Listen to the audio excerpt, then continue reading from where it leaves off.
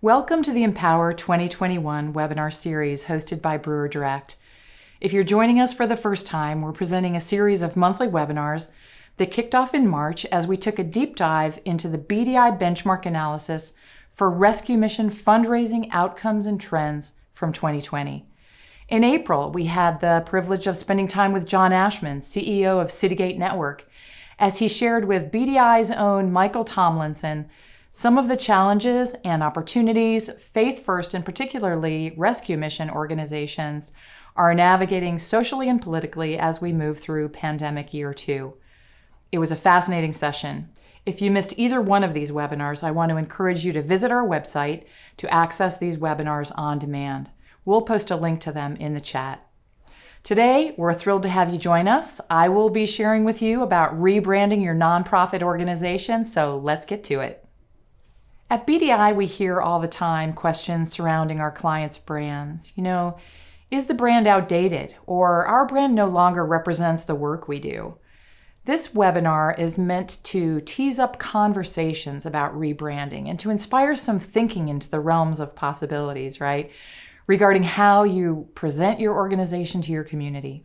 I'll be going through a lot of information in a very short period of time. In the Events tab, we'll leave you with a few downloads that will cover key pieces of the information I'll be sharing today. So if you missed something, you can pick it up there, and you can also rewatch the webinar at your own pace after today. Your brand is especially important. You are a nonprofit, charitable organization, and you're not selling a commodity, but rather trust and mission alignment. So getting your brand right is extremely important. Today we'll talk about what a rebrand is, the components of a brand, the pros and cons, the due diligence process, how to determine whether you're ready or not for a rebrand, and we'll take a quick look at how to get started. So let's jump in. Please submit questions as we go along, and I'll save time at the end to address as many as possible. Okay, first things first. Who are you? Your brand is first and foremost your identity. And if you're not clear who you are, or perhaps better said, if you cannot clearly and effectually articulate who you are, we need to start there. Does your organization have a name, a logo, a tagline, a vision statement, and a mission statement that you firmly believe captures the essence and the momentum of your organization? That's the first question, and I'll just let that thought marinate a few minutes. Okay, what is a brand? A brand is more than a logo or a trademark, although you will undoubtedly agree with me that a single design element can speak volumes. What is a brand? Let's see how each one of these brands defines the term. Jeff Bezos, CEO Amazon. A brand is what people say about you when you're not in the room. Michael Eisner, former CEO Disney. A brand is a living entity, and it's enriched or undermined cumulatively over time, the product of 1,000 small gestures. And Steve Jobs, former CEO of Apple, a brand is simply trust. Your organization's brand is a sum of many parts. It is your name, it is your mark, your logo, it's your tagline, your design elements, it's your story, past, present, and future. Where have you been? Where are you going? It reflects your core values. It reflects your vision, your mission, what's important to you. It speaks your voice by way of your messaging and your fundraising offers. It's representative of your culture, your approach to the needs in your community, and it's an emblem of your promise to your constituents regarding what they can expect from you. It's a function of your positioning in the market with regard to other organizations. It's what sets you apart. Ultimately, it's the perception your stakeholders have of you. Let's think of your brand as a pyramid. Marketing 101 in any university will teach you about the brand pyramid. I'll condense it as much as possible. The foundation of the pyramid / your brand is your identity. Who are you? What is your name? But beyond that, who are you known as? How are you identified within your community? Your identity awareness in the community is the foundation for the value of your brand. It's the broadest component and it sustains all the others. So let me digress just a minute to say that as we work up the pyramid, each of these layers is really nothing without someone acknowledging them, right? You, for example, as an individual, you have a name and a persona, but if I don't know you and if I've never met you, if I know nothing about you, then do you exist to me? It's like the tree falling in the forest. It's not just a question of having identity, there must be awareness to have a brand. Dean Martin in 1964 hit #1 as a single on the Billboard chart with "You're Nobody Till Somebody Loves You." Next up, what do? Mission awareness. What is the good work that you put your hands to every day? Not only what do you do, but what does the community understand about what you do? This is one of the issues we as an agency partnering with nonprofits hear every day. It's the move from rescue to recovery and life transformation that's quite likely the top pain point for rescue missions. Or when someone tours your facility, what is their response to seeing your organization on the inside? I had no idea, right? Don't we all hear that? You know what you do, but does your community know? And might their perception of what you do be very different because it's founded in historical understanding, hearsay, conjecture? Okay, next. How does your market, your community, feel about you? What is your emotional equity with your target audience? What's your reputation? What's the buzz about you? Your brand is your organization's unique focus and impact as perceived by your base and others. Okay, market perception of your value. And all the way up at the top, how does your community engage with you? What is the relationship that folks have with your organization, and what is their level of buy-in? One of the features of working with BDI is access to the BDI Academy, and this is a resource and training arm in which senior strategists engage with your mission to audit and to provide fundraising education to your development/marketing/communications staff. One example is training on the cycle of giving. The cycle of giving is a graphic representation of constituent engagement with your organization.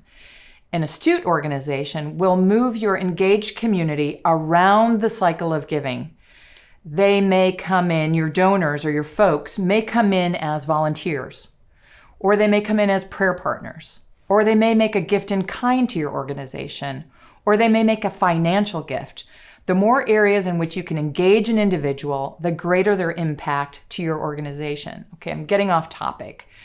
But ultimately, the top of the pyramid is what nonprofits aim for, right? Folks who care enough to engage and give of themselves for the hard and the good work of your organization. Let's talk a minute about brand equity.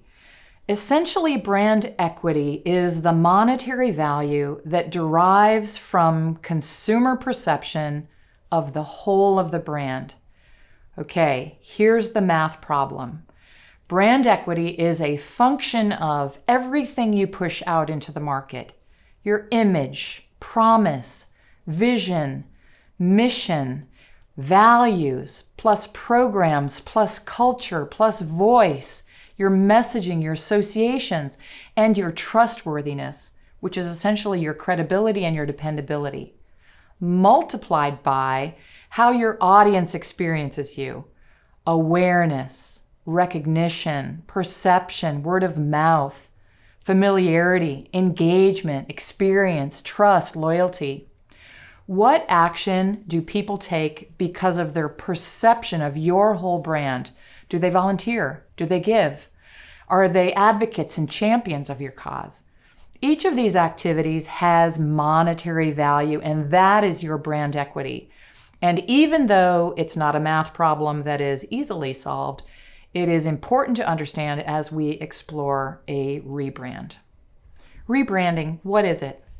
I'd like to offer this definition. Rebranding is a strategic decision to communicate with your community with increased relevance, clarity, positioning, and passion, and in such a manner as to build, nurture, and cultivate stronger, longer-term relationships with your donors.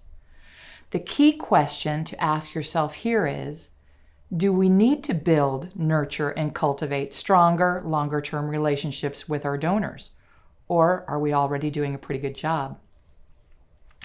So how do you know when your organization needs or is ready for a rebrand? This is an inside question, and the answer will vary from organization to organization. Those who go through a rebrand, for the most part, choose to rebrand when something is on the move, a transitional event, a change in leadership, broadening of programs or service areas, a capital campaign for an entire new facility, a shift in focus. It's leading up to and during events like this that leadership begins to feel that the brand may no longer fit. This doesn't mean that when transition happens, you need to rebrand. Your brand may fit just right. So then, how do you know when it's time to rebrand? You start with the question, why? Whatever your reasons are for a rebrand, you should have a clear idea of your goal and how you plan to go about achieving it. There are many reasons to consider change, but are they powerful enough to actually embark on the change? Rebranding is a rigorous process, and it can be costly, depending on how robust a rebrand you go for. To rebrand, you must first take care that you have solid business reasons and consensus among your closest stakeholders. So how do you arrive at the solid business reasons? You audit your brand. Begin by doing a self-assessment of your brand and make sure to enlist your key stakeholders to help you with this process. Interview your people for their input. Start internally with staff and board members. If you have a large organization, then select people who have different roles and relationships with your organization. Okay, you know who they are. Now think again and include several that might not have occurred to you up front. Also interview a selection of those you serve. Take note of how they express how your organization has helped them. Their words may contribute insight to the spirit and to the tone that you want to embody. Timeliness. Rebranding is a landmark event. It is time-consuming. It will likely impact internal operations. So think of your program, your marketing and your event calendars. Think of your capital campaigns, transition of leadership, other big milestones. If your capital campaign partners, for example, are deep into relationship building and closing negotiations with lead donors, now may not be the time to rebrand. If you're the CEO, consider your personal calendar as well. This will take time. Make sure your advisory board or your board of directors is on board. Make sure that you're all on the same page regarding the business reasons for a rebrand. Communicate your findings, publish them, discuss them, revise them, nail them down. You will need board buy-in. Now, consider also performing a competitive brand analysis. I'll get to this a bit later in detail, but in a nutshell, a CBA, a competitive brand analysis, sets you up to garner vital information from your existing donors and your prospect community regarding your brand equity. What is the position of your brand in your market space? Where do you sit relative to your competitors? How is the organization perceived in the community? We need to put our ears to the ground and listen for the pulse of the community regarding what we do, what our mission is. There are many questions you can ask to begin to identify sound business objectives for a rebrand. Remember, there is a download with these questions in the events tab, so you do not need to scramble to take notes in this part here. What is the opportunity for change? Is the primary business reason for the potential rebrand to push out the frontiers, to enlarge territory, serve more folks in need, and partner with a broader audience of generous souls? If so, and the leadership team is in full agreement with the vision and strategy to expand, you're in good company. Expansion is perhaps the most powerful reason for rebranding and the number one reason nonprofits rebrand. Your brand is the connection between your program strategy and the outside world. If you choose to rebrand your organization, you would be leveraging this new identity to rally new opportunities, to deepen relationships with current stakeholders, and to invest in and to build new ones. So ask yourself these questions. Does your brand still fit who you are? Does your name still fit? Or with an eye toward the long term, have you outgrown your current brand? Is your brand outdated or possibly missing out on new or expanded target audiences? Is your logo outdated? Has the market changed? Have you changed? Is there a shift in vision, focus, or organizational strategy that would require or benefit from repositioning? Is there a strategic business plan for adding services, broadening your scope, and potentially expanding your service area? Are there any negatives or weaknesses historically or culturally, reputation, misperceptions, stakeholder conflicts? Have you had any bad press that you want to shake off? Are there current competitive landscape reasons? Is there a change or threat to your competitive position? Has another organization moved in or revitalized their programs and image? Do you need to distinguish yourself from your competitors in a new way? Do you need a new opportunity to stand out? So let's talk for a minute about risks. Obviously, there's always risk to change, and this is where you become an expert at change management. Briefly, the most common change management risks, and this is a significant change, rebranding, include on your own team, lack of awareness, maybe lack of stakeholder buy-in and commitment, inadequate hands on deck, inadequate budgeting, unclear expectations, ambiguity about milestones, or just plain resistance to change. If the project is done right, you can manage to each of these internal risks, but what are the external risks? Here we go. Losing brand equity. Name recognition takes time to build. Confusion within the community and your donors on the rebrand. The brand maybe doesn't resonate with donors. Cutting short appropriate marketing of the new brand due to budgetary constraints. And losing overall revenue as a result of any of the above. This last risk is the critical one to consider. But let's look at the benefits too. Earlier, we looked at a definition. Rebranding is a strategic decision to communicate with your community with increased relevance, clarity, positioning, and passion, and in such a manner as to build, nurture, and cultivate stronger, longer-term relationships with your donors.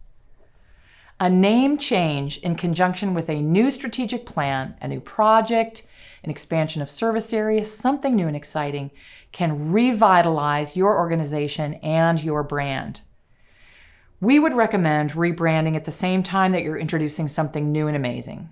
Rebranding in this environment can call far more attention to the organization and position the organization more relevantly within your community and introduce you to new constituents. A revitalized brand can also breathe new life and excitement into your existing donors, inviting them to get on board with the new vision and the new mission.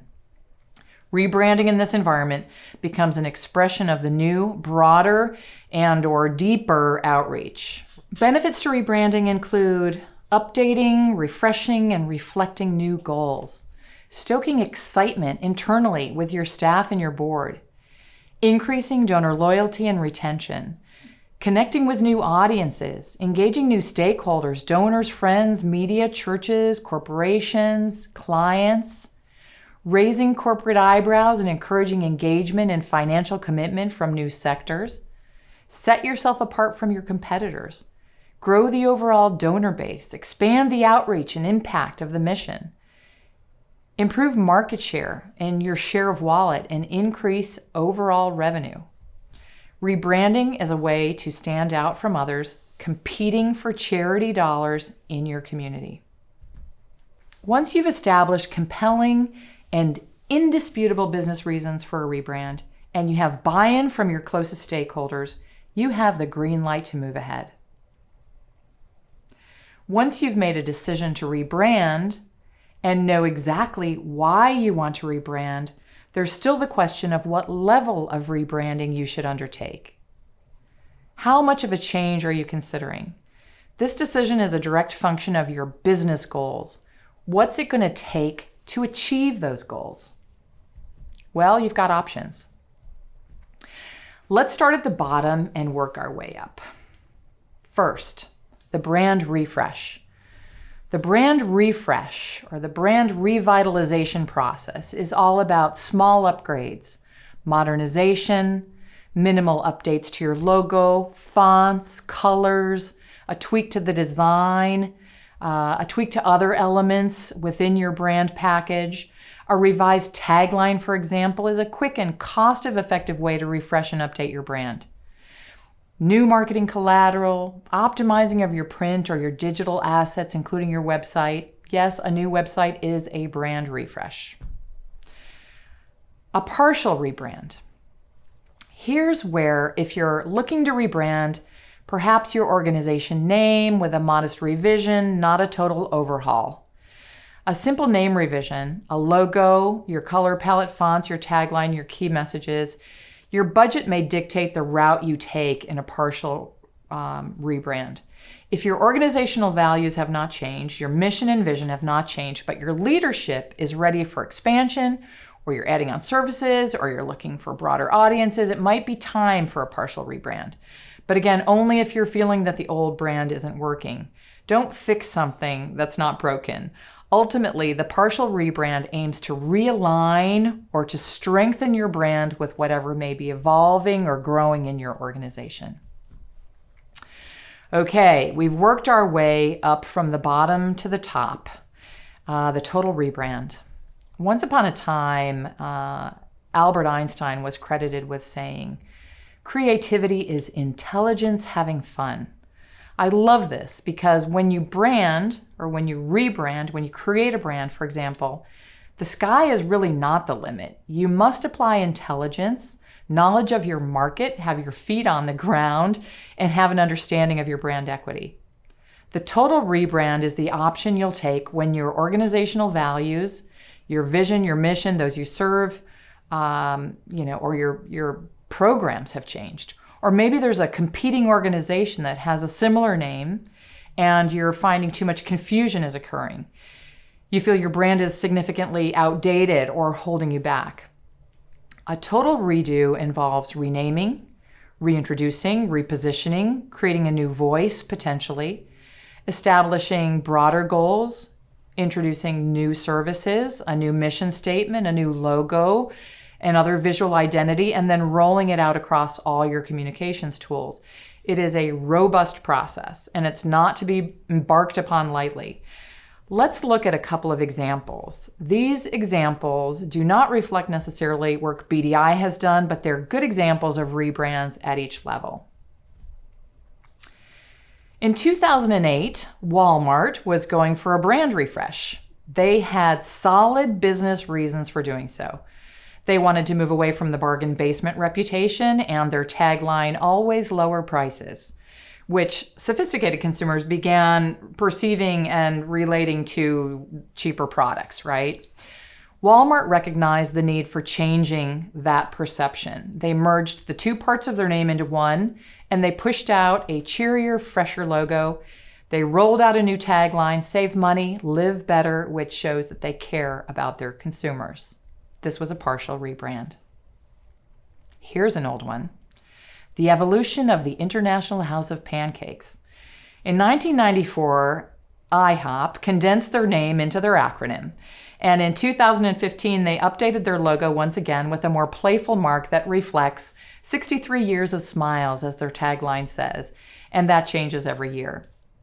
Then there was that moment when news broke in 2018 that they were changing their name to IHOP, International House of Burgers, and after a whole lot of outrage, they later announced it was just a publicity stunt. But there's power in a tagline. This is a rebrand we took part in. Wheeler Missions was a partial rebrand. The name altered slightly to remove the word ministries, to shorten the name, but also to make it more inclusive of audiences that may be outside the faith community, but would likely contribute and engage. We also added the new tagline to the logo. Now, in the early days of Apple, the company name was Apple Computer Inc., but the only apple in the logo was the one in the tree above Sir Isaac Newton's head as he sat and pondered his big ideas. The next logo was an apple, and the word apple, and the word apple was actually shoved into the design of the apple, and the company was changed to Inc. In 1976, Steve Jobs wanted to explore a new approach to what he considered old-fashioned logo.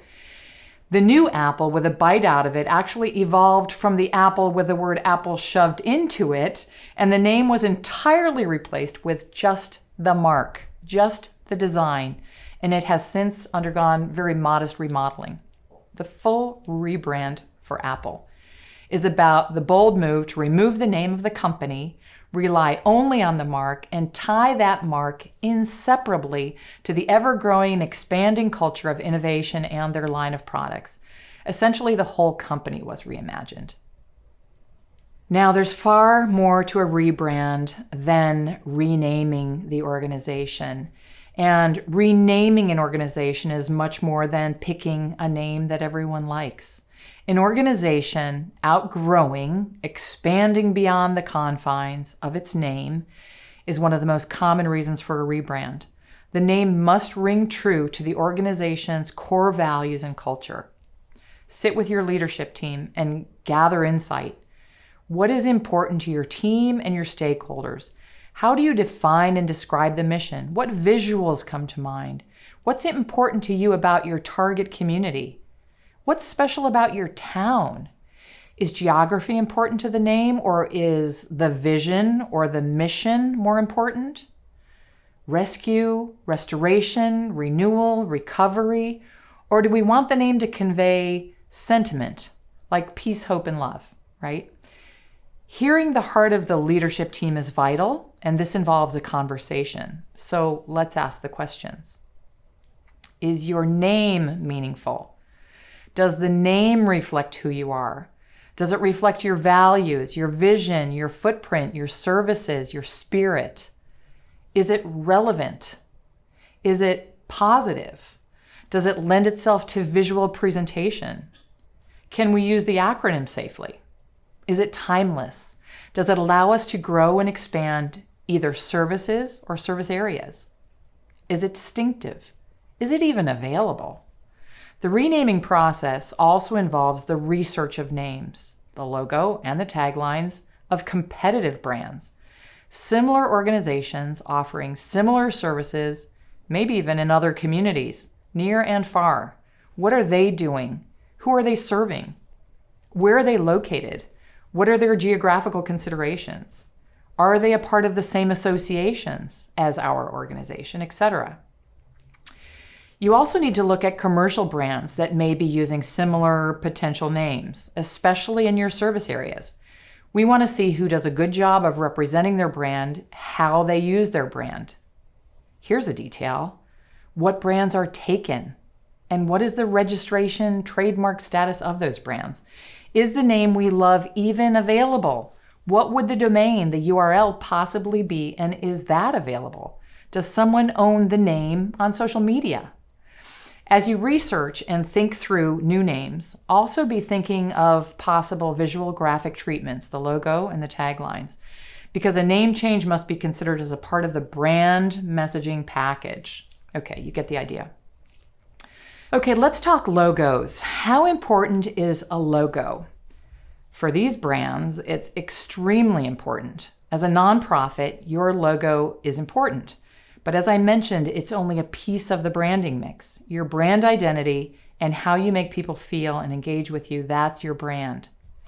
A super slick logo and tagline are awesome things, but it's the warm fuzzies, those elements of you who are those elements that build trust, those elements that will resonate with donors enough to encourage them to give. But let's say you want to update your logo. It's a process that requires thoughtful development. It's an opportunity to tell your story from a whole new angle. Work with someone who will help you extract it from your heart and mind and put it on paper. This is the hardest part. Quick things to bear in mind. Simple is best. Don't get too clever. A tagline, sometimes referred to as a brand promise, is a quippy, captivating phrase that is intimately associated with and enhances your logo. Ultimately, the tagline helps position your organization in the mind of the beholder. It's a branding tool and an effective one. If you do not have a tagline, consider one. It's a powerful way to reinforce your what and your why. Do you have a mission statement that you're happy with? Start there. Then talk about your must-haves. It must invoke hope. It must use the word love or reflect forward motion, and then establish the spirit of the tagline. Will it be clever? Will it be down to earth? Will it be emotional? Will it be matter of fact? And from that, start creating with intelligence.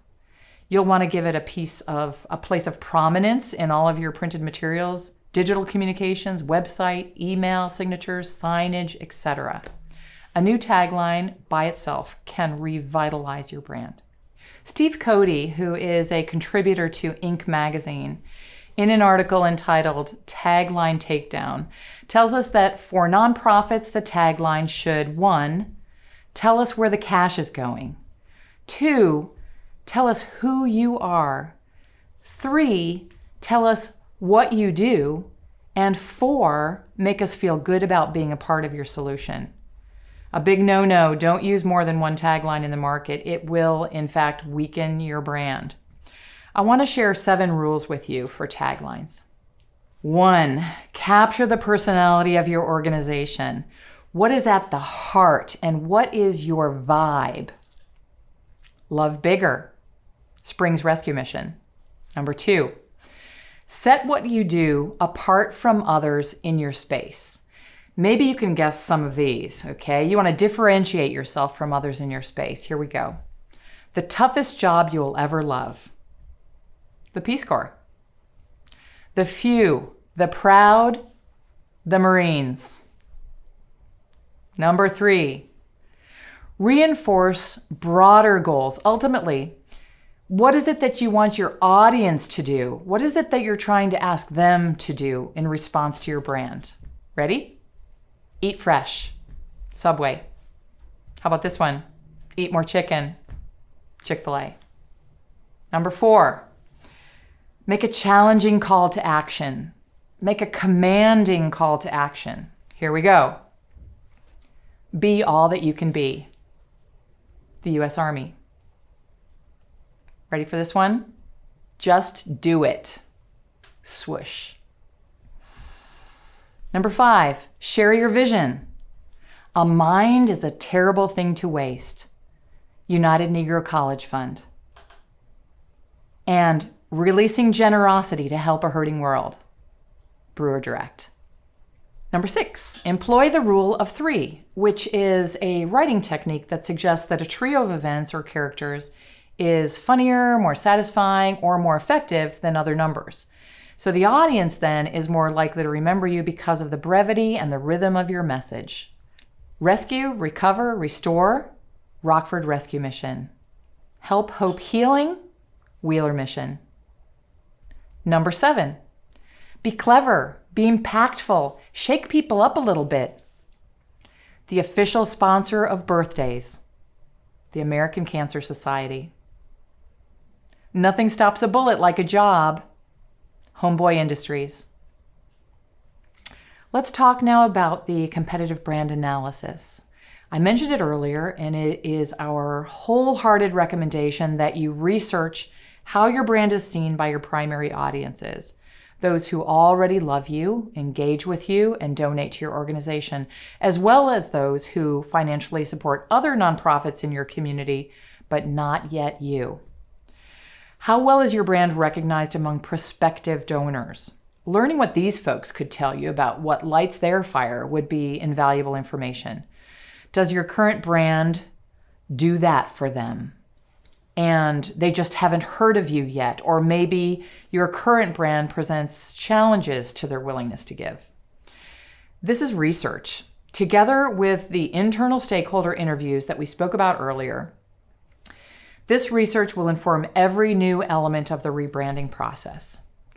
We employ email surveys primarily, although you can also use focus groups or a blend of both research tools.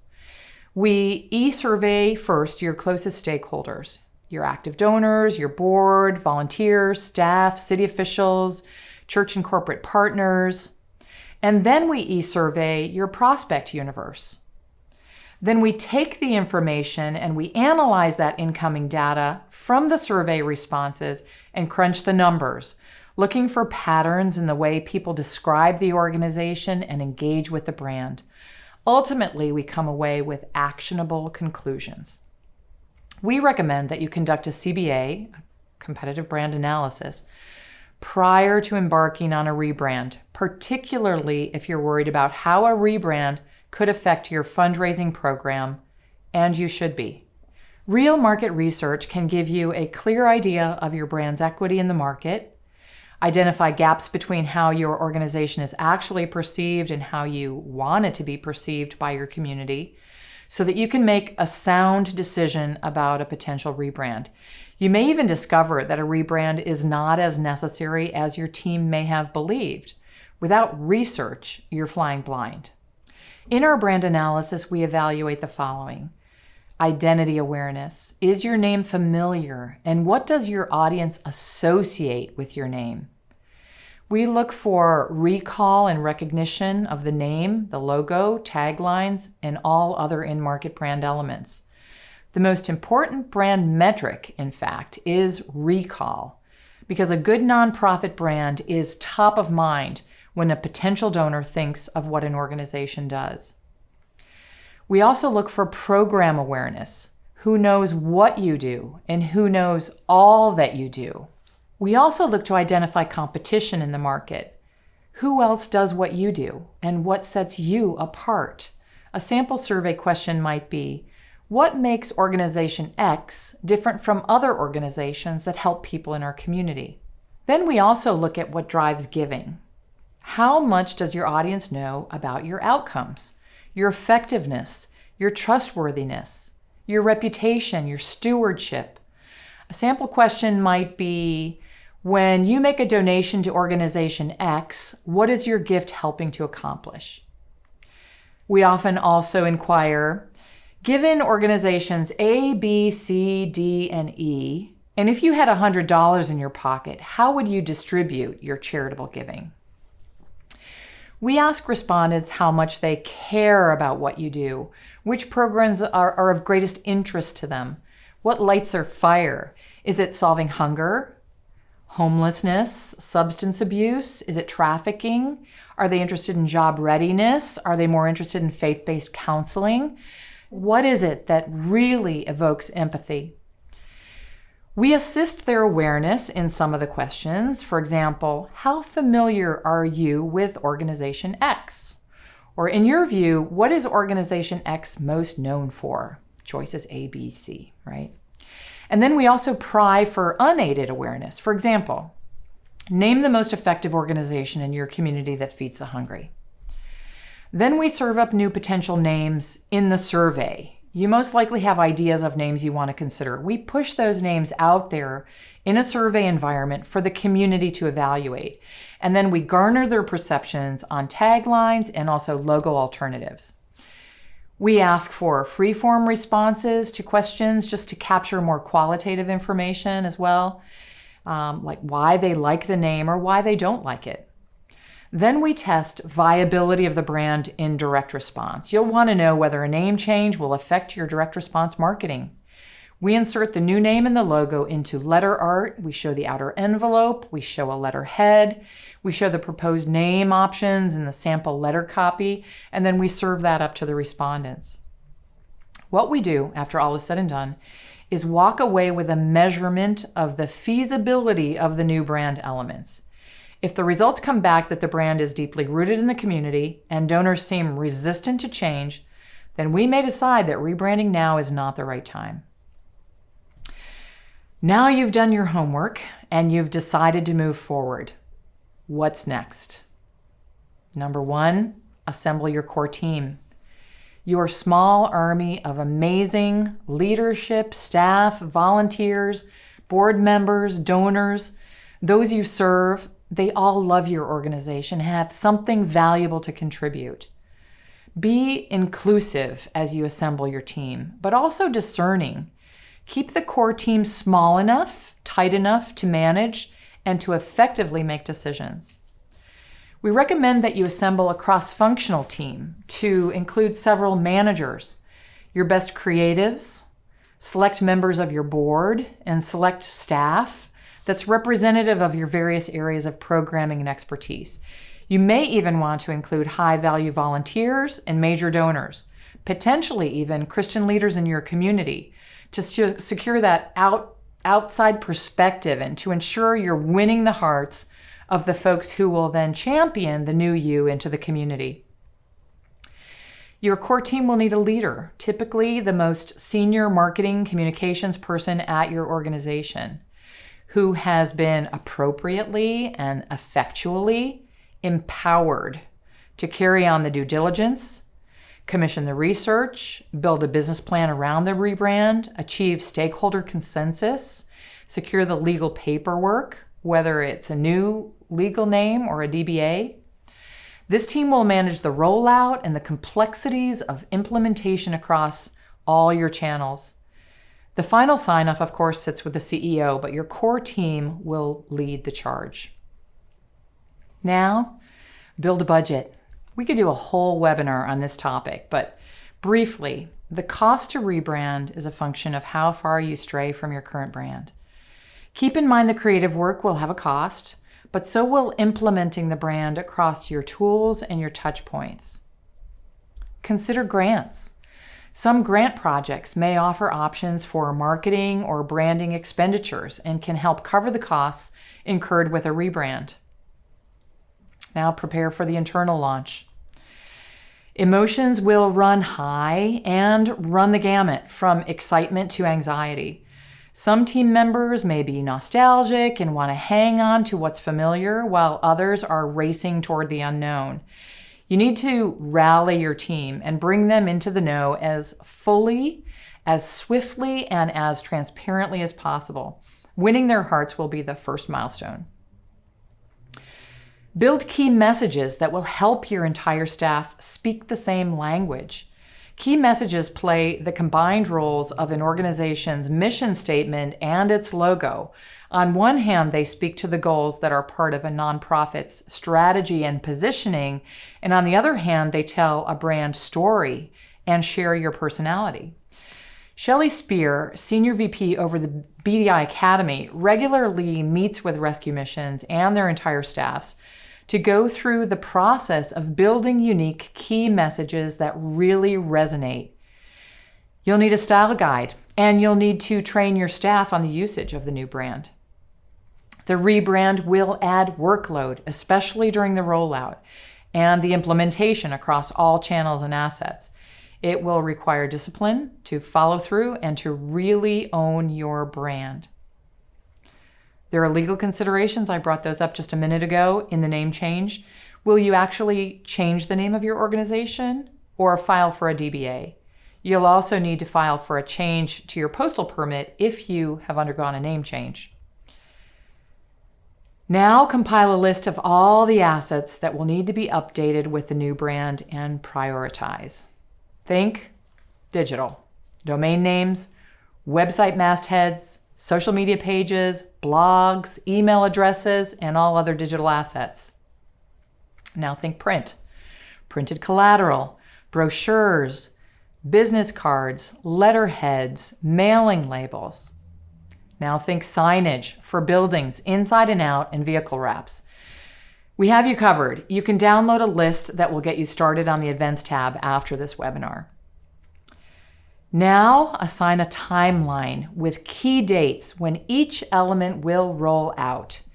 Usually it's not logistically or financially feasible to switch over the branding on all elements across the entire organization simultaneously. It is completely acceptable to phase the brand rollout. There's no need to change everything overnight. Just make sure the critical items on your asset list are rebranded prior to the public launch, and get the rest done as soon as you can. Your timeline helps you stay on track as you drive your new brand toward empowering your key fundraising seasons. Now you plan for the public launch, the PR, the events, the outbound communications to your donors, marketing and advertising, scheduled interviews, earned media opportunities. And then you roll out the brand and you stay strong. Hi, everybody. It's so strange to just sit here and watch yourself in a pre-recorded mode and then to go live. But I just want to thank you so much for joining us for this webinar on rebranding.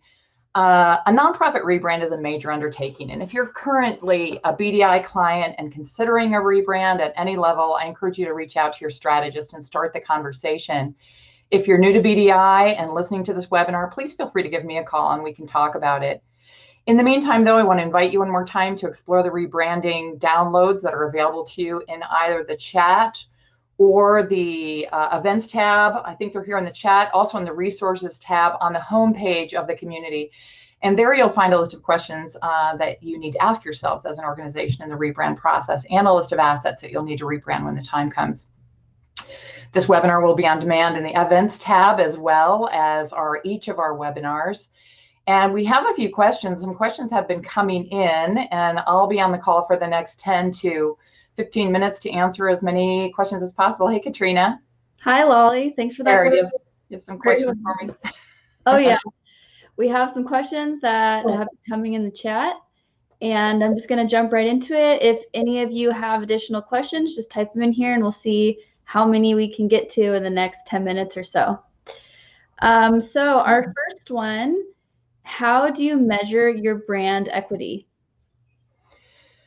So that's a really tough question. Brand equity, again, is how your community perceives you, what they understand you to be, and how much they love and engage with you, right? So there was a slide earlier in the webinar where we talked about it being a giant math problem, right? Where it's everything that you push out into the community, as well as everything that the community feels about you and interacts with you. And really the only way to do that is with market research, to get a clear idea of how much your brand is valued. And so we talked about the CBA, right? The competitive brand analysis. I think I mentioned also a little bit about maybe even doing a focus group where you bring in a group of key stakeholders and you sit them in a room and you allow them to free form talk, responding to a number of questions about how they perceive your value. It's the best way. And really when you gather a lot of data, it becomes a data crunching question where you're looking to hear, looking for patterns, I think is what I said. We're looking for what we can extract from the data, as well as the free form answers, to get an opinion from key folks in your community. You may want to have more than one focus group, but really research is the only way that you can know what your brand equity is. And again, it's a math problem, but you're not going to come up with a single answer. It will be a broad and all-encompassing answer, but research is the short answer to that question. Great. Well, here's another one from the same person. What is a good method for getting input from key stakeholders and gaining consensus for rebranding direction? Consensus is a tough one, right? Because you will have dissenting voices in the room. Like I said, there are folks who are going to want to hang on to the former you, and there are folks that are going to be willing to go out on a limb and try something new. It's really important that you have voices, right? That you hear from the people who are closest to your organization, because it helps you understand that brand equity question, right? With a little bit more qualitative information. So not just are you seeing numbers and responses and reacting to the data, but you have an opportunity to hear these folks in the room and share. It's actually a more intimate environment than a focus group. A focus group might be people out there in the community, but this is a tighter group. These are your stakeholders. These are the people who really care and have an investment in who you are. And sitting them in a room together, chatting with them, hearing what their impressions is really important.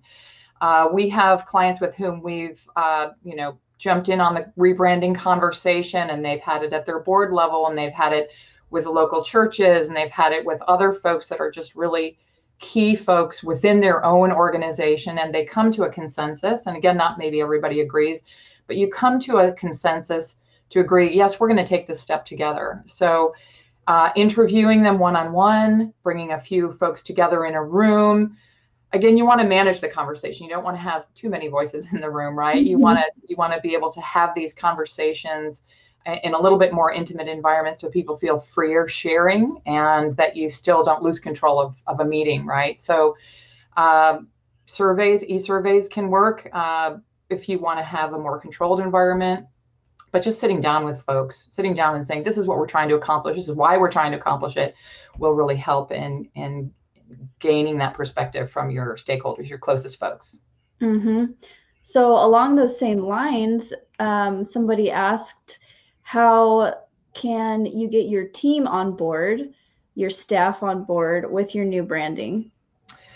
So getting your staff on board is your broader staff, right? Your broader staff.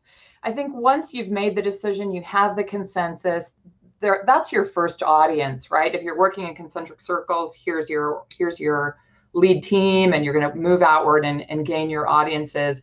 You really do need to have your internal audiences on board. And so you need to plan to introduce the new brand, the reasons for it, the how, the why, explain the brand story, walk through the logo if you've got a mark, walk through the tagline if it's new to your organization, because securing the buy-in of that core group, well, let's say beyond the core, right, the next concentric circle, your internal staff, they might not be in cahoots with what's happening in the marketing world. So someone out there who's on the program side, or someone out there who's driving a truck and picking up donations, those are the folks that you need to bring in. And so you could do a lot of things. You could host a meeting where you all gather together, just some kind of a fellowship, and then you prepare your PowerPoint and you walk through the whys and the hows, and you have questions and answers and so forth. And you need to share with them really what your case statement is. Why are we doing this? What's important to us? And be ready to answer the difficult questions, because they will come. They definitely will come. Mm-hmm. But you want to invite those questions, and then you want to be able to handle that feedback and ensure that you respond to everyone. After the event, right, if you were to have this internal event, you're likely to still have emails in the background, right? You should really assign someone to sort of be that brand ambassador who will answer those questions internally, and maybe even externally once you get to that point. But your biggest friend, your greatest friend, your closest friend in a rebrand, in winning your internal audience, is going to be open communication to the team, and making sure they know where you're coming from, because with that kind of information, they will more easily jump on the bandwagon.